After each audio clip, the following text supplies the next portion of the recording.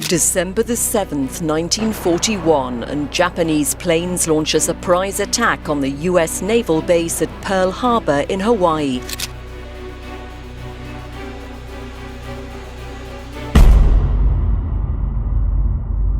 The day of December 7th, 1941, will always be remembered as a time of unheard-of sorrow and change.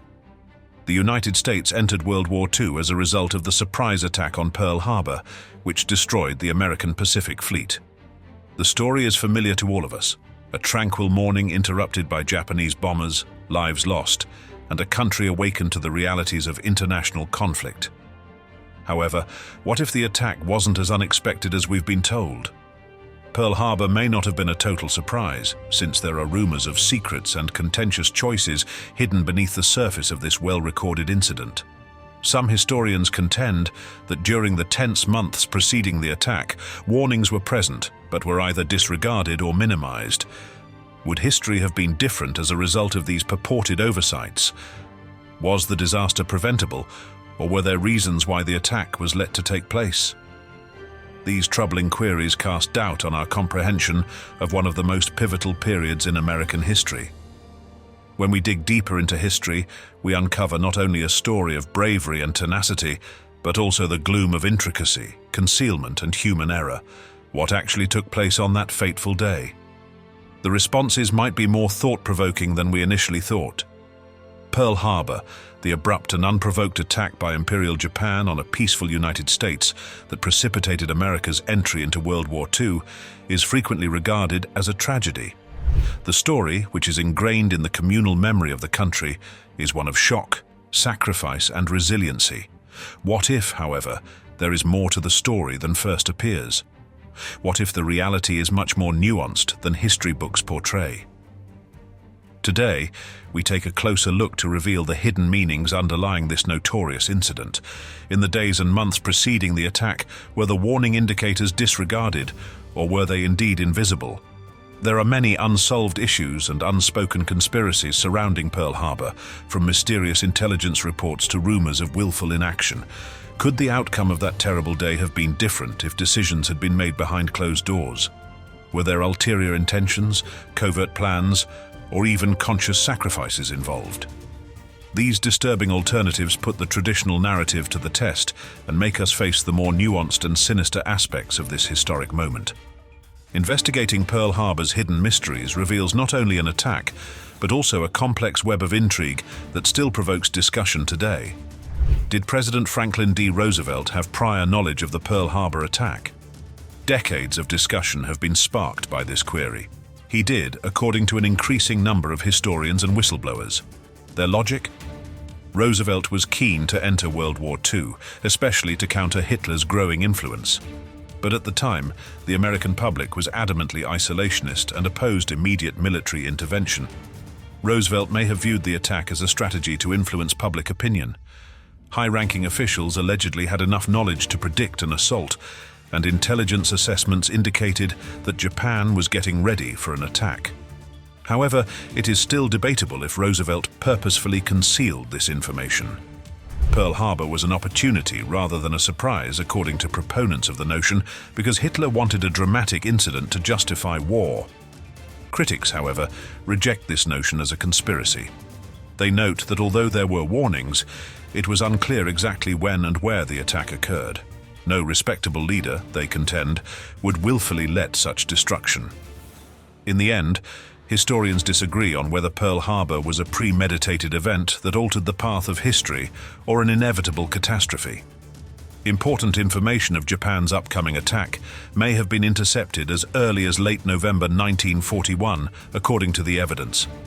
In part, the United States had deciphered Japan's top-secret communication code called Purple. Decrypted messages alerting military authorities to an impending attack were available. Nevertheless, Pearl Harbor was left vulnerable and its defenses terribly unprepared on the morning of December 7th. Why? Was this blatant ineptitude, or something much darker? Roosevelt and his inner circle knew enough to intervene, but they decided not to, according to some historians. The Pacific Fleet was still at risk, with battleships arranged like sitting ducks and important aircraft carriers, ironically, out at sea. Was there someone working behind the scenes, or was this just an oversight? The stakes were really high.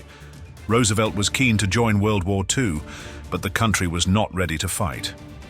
Was Pearl Harbor the ideal trigger, an incident so startling that it would arouse rage and bring Americans together under the flag of war? Intentional sabotage or carelessness, a deliberate sacrifice, or a sad failure? The truth is still hidden among contradictory testimony, sensitive documents, and an unbreakable web of secrets. Army radar workers at the Apana station saw a huge formation of approaching aircraft as the first light appeared over Oahu on the morning of December 7, 1941. There was a clear wave that lighted up the radar displays, signaling that something significant was approaching. They informed higher authorities of their findings, which alarmed them. However, their concerns were casually dismissed rather than addressed right away. The reason? That day, an American B-17 bomber squadron was anticipated. Is it a coincidence, or a handy justification to ignore it? The skies over Pearl Harbor erupted in turmoil in a matter of minutes. American illusions of security would be shattered when Japanese warplanes descended like a swarm of hornets and unleashed destruction. A conflagration of bombs and torpedoes claimed thousands of lives, and the battleships moored at Battleship Row turned into flaming tombs.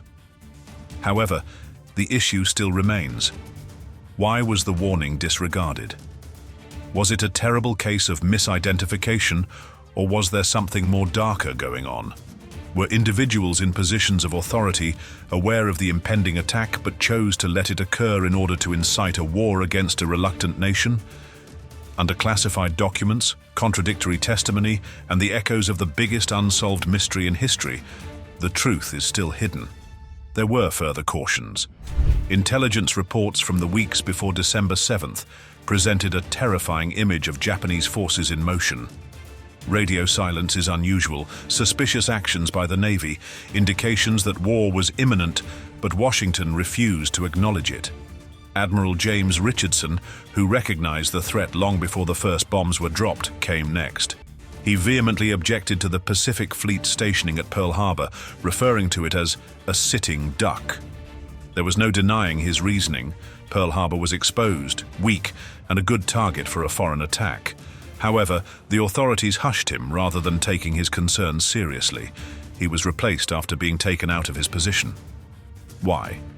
Richardson was just too cautious for Roosevelt's goals for the war? Were his protests a threat to a greater purpose, one that demanded the fleet stay precisely where it was, waiting and helpless? A worrying pattern is formed by the parts. Several cautions that were disregarded. An exposed fleet. A leader who raised his voice, only to be ignored. Was this a case of incapacity or something far more deliberate? Although the Pearl Harbor attack may have taken the United States by surprise, the true question is, did it have to?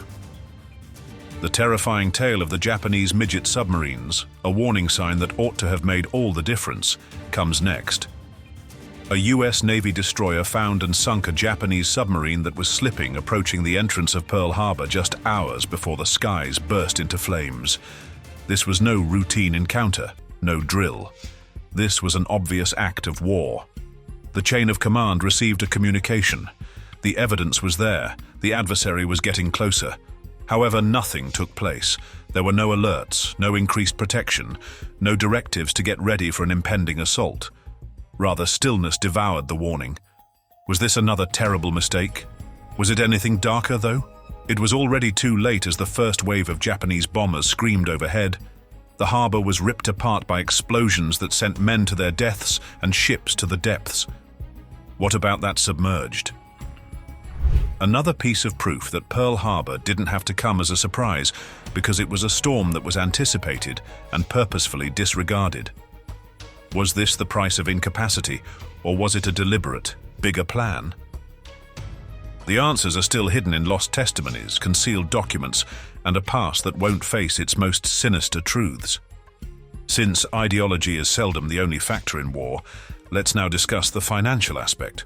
Wall Street bankers and large American firms had close financial ties to Imperial Japan in the years preceding Pearl Harbor. Even as tensions between the two countries increased, Japan's military apparatus was fueled by the unfettered supply of vital war resources, such as steel, rubber, and oil from the United States. Why? Profit is the answer, as old as conflict itself. Strong American interests viewed Japan as a profitable corporate partner rather than an adversary. Fortunes were made, deals were made, and cautions were disregarded. Some contend that these elites, who prioritized their financial empires over national security, ignored Japan's increasing aggression. These elites include bankers, industrialists, and political insiders. American resources kept supporting the Japanese war effort even as Japan invaded China and tensions in the Pacific boiled over.